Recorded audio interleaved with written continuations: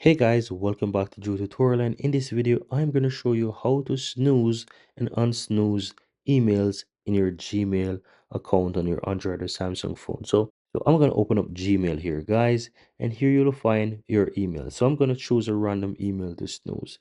Let's take this Google Play one here. So in order to snooze this, you want to click the three dots on the upper right hand side, then click on snooze. Then you can choose a time, date. You can either choose tomorrow, this weekend, next week, and even pick a date. I'm going to pick a date randomly. Let's choose until the 28th. Okay, and let's leave it at 8 a.m.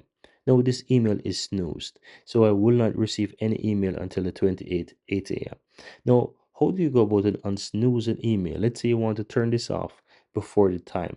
So you want to click the three lines on the upper left hand side, then go ahead to snoozed, and then from here you want to open that email that was snoozed.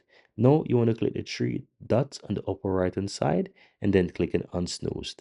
And that's it. Very easy and very simple.